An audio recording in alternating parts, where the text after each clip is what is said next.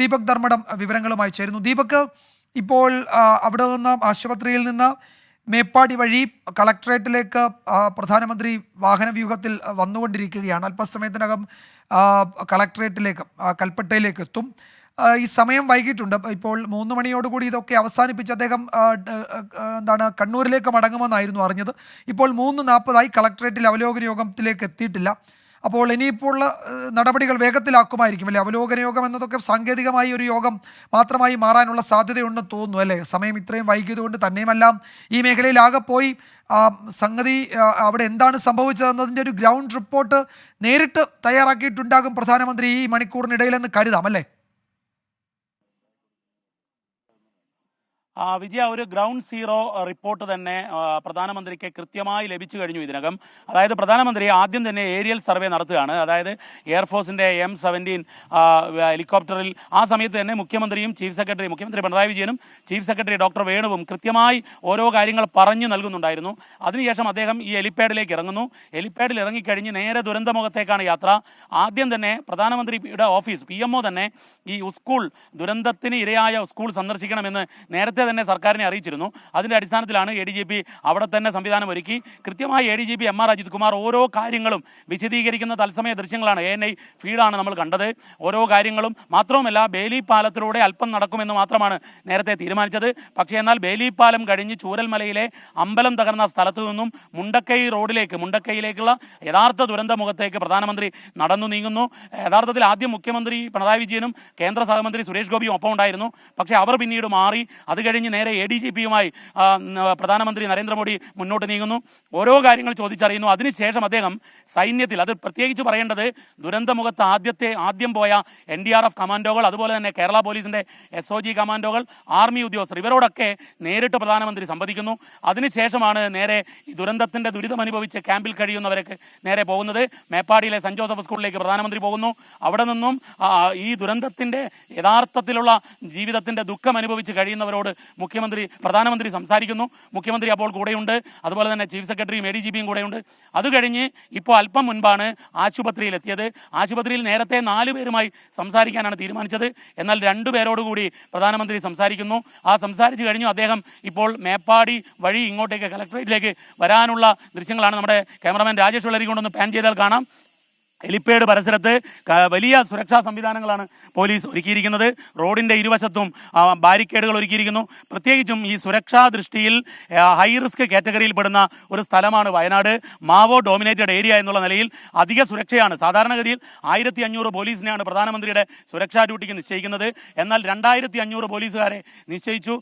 നമുക്കിപ്പോൾ കാണാം പോലീസിൻ്റെ കനത്ത സുരക്ഷാ ബന്ദോബാസ്ത് നമുക്കിപ്പോൾ ദൃശ്യങ്ങളിൽ കാണാവുന്നതാണ്. ഇതാ തൃശ്ശൂരിലെ ഡിസ്ട്രിക്ട് ക്രൈംബ്രാഞ്ച് DYSP സുഷീറിനെ കാണാം, നമുക്ക് മറ്റു ഉദ്യോഗസ്ഥരെ എല്ലാം കാണാം. ഈ ഓരോ പോയിന്റുകളിലും DYSP റാങ്കിലുള്ള ഉദ്യോഗസ്ഥരാണ് ഓരോ പോയിന്റിലും. ഇതുകൂടാതെ ഓരോ സോണുകളായി തിരിച്ചുകൊണ്ട് 16 SP റാങ്കിലുള്ള ഉദ്യോഗസ്ഥരാണ് ഇപ്പോൾ സുരക്ഷ ഒരുക്കുന്നത്. ഒരുപക്ഷെ ഈ സമീപകാലത്ത് കേരളത്തിൽ ഒരുക്കിയ ഏറ്റവും വലിയ സുരക്ഷയാണ് ഇത് എന്ന് വേണം പറയാൻ. ഏതായാലും ഇപ്പോൾ മേപ്പാടിയിലേക്ക് പ്രധാനമന്ത്രി എത്തി എന്നുള്ള വിവരമാണ് നമുക്ക് ലഭിക്കുന്നത്. മേപ്പാടിയിൽ നിന്നും നേരെ കൽപ്പറ്റയിലേക്ക് എത്തുന്നു. ഈ ഹെലിപ്പാഡിലൂടെ കടന്നാണ് പ്രധാനമന്ത്രി നേരെ അവലോകന യോഗത്തിന് കളക്ടറേറ്റിലേക്ക് പോവുക. ഏതായാലും നേരത്തെ പ്രധാനമന്ത്രി 3 മണിക്ക് പോകാനാണ് തീരുമാനിച്ചത്. എന്നാൽ 3 മണി കളക്ടറുടെ വാഹനം ഇപ്പോൾ പോകുന്നതാണ് നമ്മൾ കണ്ടത്. അല്പസമയത്തിനകം തന്നെ യോഗത്തിന് വേണ്ടിയുള്ള തയ്യാറെടുപ്പിലേക്ക് കടക്കും. ഏറ്റവും പ്രധാനപ്പെട്ട കാര്യം, 3 മണിക്ക് ഹെലികോപ്റ്ററിൽ തിരിച്ച് കണ്ണൂർ വിമാനത്താവളത്തിലേക്ക് പോകാൻ തീരുമാനിച്ചു. എന്നാൽ ഇപ്പോൾ 4:30 മണിക്കായിരിക്കും പ്രധാനമന്ത്രി പോകുന്നത് എന്നുള്ള സൂചനകളാണ് ലഭിക്കുന്നത്. ഇപ്പോൾ തന്നെ സമയം 3:45 കഴിഞ്ഞു. പ്രധാനമന്ത്രിയുടെ വാഹന വ്യൂഹത്തിലെ ആദ്യ ഭാഗം ദൃശ്യങ്ങളിൽ കാണാൻ നമുക്ക്. DIG തോംസന്റെ വാഹനമാണ് ആദ്യം പോകുന്നത്. കണ്ണൂർ റേഞ്ച് DIG തോംസന്റെ വാഹനം പോകുന്നു. തൊട്ടു പുറകിൽ തന്നെ IG-യുടെ വാഹനം, ഇൻസിഡന്റ് കമാൻഡർ IG സേതുരാമന്റെ വാഹനമാണ് ഇപ്പോൾ കടന്നു നീങ്ങിയത്. ഇനിയിപ്പോൾ പ്രധാനമന്ത്രിയുടെ വാഹന വ്യൂഹം അല്പസമയത്തിനകം തന്നെ ഇതിലെ കടന്നു വരുമെന്നുള്ളതാണ് നമ്മൾ മനസ്സിലാക്കുന്നത്. അതായത് ഈ അവലോകന യോഗത്തിൽ എത്തേണ്ട ജില്ലാ കളക്ടർ, അതുപോലെ തന്നെ DIG തോംസൺ, അതുപോലെ ഇൻസിഡന്റ് കമാൻഡറായ IG സേതുരാമൻ, ഇത്രയും പേർ കളക്ടറേറ്റിലേക്ക് നീങ്ങിക്കഴിഞ്ഞു. ഇനിയിപ്പോൾ ADGPയുടെ നേതൃത്വത്തിൽ സുരക്ഷാ സംവിധാനങ്ങളോടുകൂടി SPGയും ഉൾപ്പെടെ നേരെ കളക്ടറേറ്റിലേക്ക് പ്രധാനമന്ത്രി എത്തും. ഏതാനും നിമിഷങ്ങൾക്കകം തന്നെ പ്രധാനമന്ത്രി ഇങ്ങോട്ടേക്ക് എത്തുമെന്നാണ് വിജയൻ നമ്മൾ മനസ്സിലാക്കുന്നത്. യെസ്, കളക്ടറേറ്റിലെ അവലോകന യോഗത്തിൽ പ്രധാനമന്ത്രി പങ്കെടുക്കുമെന്ന അറിയിപ്പ് ഇപ്പോൾ വന്നിട്ടുണ്ട്. അദ്ദേഹം അവിടേക്ക് യാത്ര തിരിക്കുകയാണ്, യാത്ര തുടങ്ങിയിട്ടുണ്ട്. നേരത്തെ ഈ ദുരന്തത്തിൽ മരിച്ചവരുടെ ഛായാചിത്രങ്ങൾക്ക് മുന്നിൽ ആശുപത്രിയിൽ അദ്ദേഹം പുഷ്പാർച്ചന നടത്തുകയും ചെയ്തു. അവർക്ക് ആദരാഞ്ജലി അർപ്പിച്ചു. ആശുപത്രിയിൽ ചികിത്സയിലുള്ളവരെ കണ്ടു. നേരത്തെ പറഞ്ഞതിനേക്കാൾ 2-3 പേരെ കൂടുതൽ കണ്ട് അവരുമായി സംസാരിക്കുകയും ചെയ്തു. ഏതാണ്ട് 10-15 മിനിറ്റോളം ആശുപത്രിയിലും അദ്ദേഹം ചെലവഴിച്ചു. ക്യാമ്പിലും ആശുപത്രിയിലും അതുപോലെ ചുരൽമലയിലുമൊക്കെ കൂടുതൽ സമയം പ്രധാനമന്ത്രി ചെലവഴിച്ചതുകൊണ്ട് ഈ അവലോകന യോഗം ഉണ്ടാകുമോ എന്നൊക്കെയുള്ള സംശയമുണ്ടായിരുന്നു. പക്ഷേ അവലോകന യോഗത്തിൽ പ്രധാനമന്ത്രി പങ്കെടുക്കും എന്ന അറിയിപ്പാണ് ഇപ്പോൾ വരുന്നത്. അദ്ദേഹം കൽപ്പറ്റയിലേക്കുള്ള യാത്ര തുടങ്ങിയിട്ടുണ്ട്. അദ്ദേഹത്തിൻ്റെ വാഹന വ്യൂഹം ഏതാണ്ട് മേപ്പാടി ഭാഗത്തുകൂടി ഇപ്പോൾ മുന്നോട്ട് നീങ്ങുകയാണ്. സുർജിത്ത് അയ്യപ്പത്താണ് കളക്ടറേറ്റിൻ്റെ പരിസരത്തു നിന്ന് ചേരുന്നത്. നമുക്കറിയാം, മാധ്യമങ്ങൾക്ക് അനുവാദം നൽകിയിട്ടുള്ള ഭാഗത്ത് നിന്നിട്ടാണ് സുർജിത്ത് വിവരങ്ങളുമായി ചേരുന്നത്. സുർജിത്ത്, അവലോകന യോഗത്തിൽ എന്തായാലും പ്രധാനമന്ത്രി പങ്കെടുക്കുന്നുണ്ട്. സമയം വൈകിയെങ്കിലും അതിലും പങ്കെടുക്കുമെന്നാണ് അറിയിച്ചിരിക്കുന്നത്. അപ്പോൾ നേരത്തെ അവലോകന യോഗത്തിലൊരു പ്രസൻറ്റേഷൻ ഒരു പക്ഷേ ചീഫ് സെക്രട്ടറി നടത്തിയേക്കുമെന്ന് കേട്ടിരുന്നു.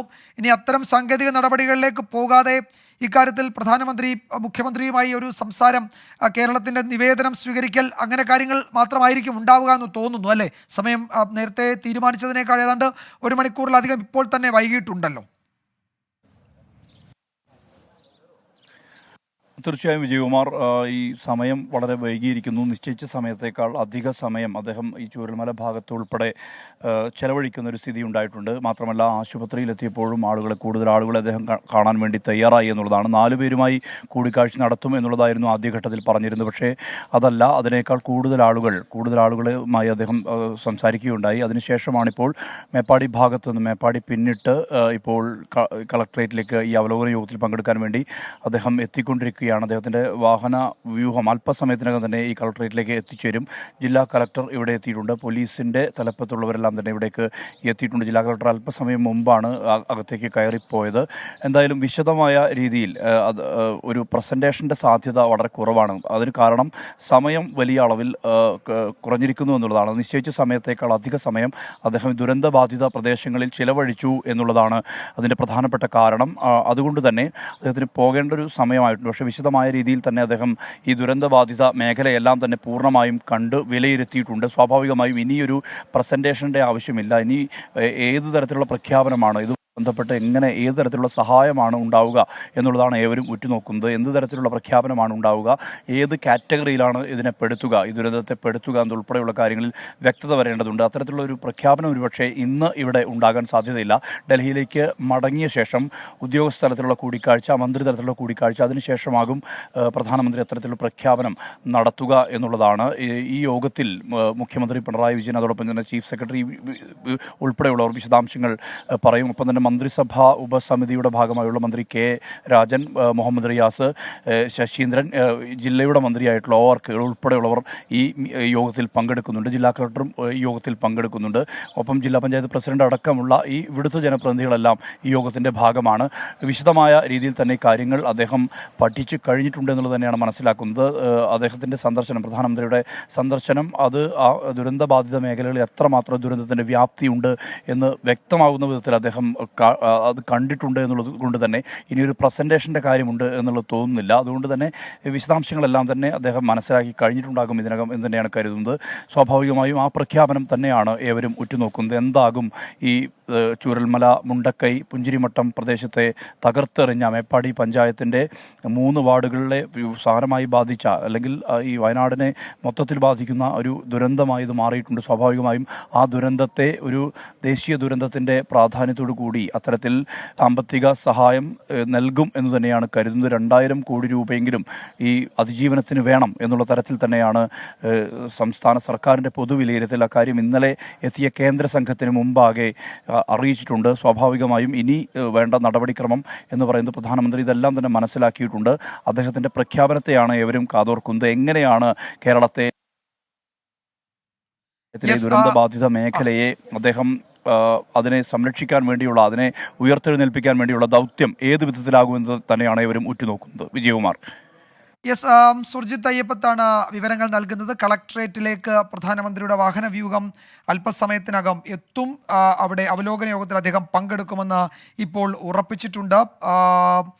നേരത്തെ ആശുപത്രിയിലും ക്യാമ്പിലുമൊക്കെ ഉണ്ടായിരുന്നവരുമായി പ്രധാനമന്ത്രി സംസാരിച്ചു. അതിനുശേഷം അവിടെ നിന്ന് മടങ്ങി. അവലോകന യോഗം ചേരേണ്ട സമയം വളരെ അതിക്രമിച്ചിട്ടുണ്ട്. അതുകൊണ്ട് ഈ സാങ്കേതികമായ എന്ന് വെച്ചാൽ അവിടെ ഈ പ്രസൻറ്റേഷൻ തുടങ്ങിയ കാര്യങ്ങൾ ഉണ്ടാകുമോ എന്നതിലൊരു സംശയമുണ്ട്. ഇതിനോടകം ഈ ദുരന്ത ഭൂമിയിലൂടെ നേരിട്ട് നടത്തിയ യാത്ര, അതുപോലെ ആകാശ നിരീക്ഷണം, അതിൽ നിന്നൊക്കെയുള്ള വിവരങ്ങൾ പ്രധാനമന്ത്രി ശേഖരിച്ചു കഴിഞ്ഞിട്ടുണ്ട്. അപ്പോൾ ഗ്രൗണ്ട് റിപ്പോർട്ട് പ്രധാനമന്ത്രിക്ക് തന്നെ ബോധ്യപ്പെട്ടിട്ടുള്ളതാണ് നേരിട്ട്. അപ്പോൾ ഇനിയിപ്പോൾ കൂടുതൽ പ്രസൻറ്റേഷൻ്റെ ആവശ്യമുണ്ടാകില്ല. നിവേദനം, മുഖ്യമന്ത്രിയിൽ നിന്നൊരു നിവേദനം സ്വീകരിക്കും. ആശുപത്രിയിൽ അവിടെ ദുരന്തത്തിൽ മരിച്ചവരുടെ ഛായാചിത്രങ്ങൾക്ക് മുന്നിൽ പ്രധാനമന്ത്രി നേരത്തെ പുഷ്പാർച്ചന നടത്തിയിരുന്നു. അതിനുശേഷമാണ് ഇപ്പോൾ കളക്ട്രേറ്റിലേക്ക് പോയത്. അല്പസമയത്തിനകം കളക്ട്രേറ്റിൽ അവലോകന യോഗം തുടങ്ങും.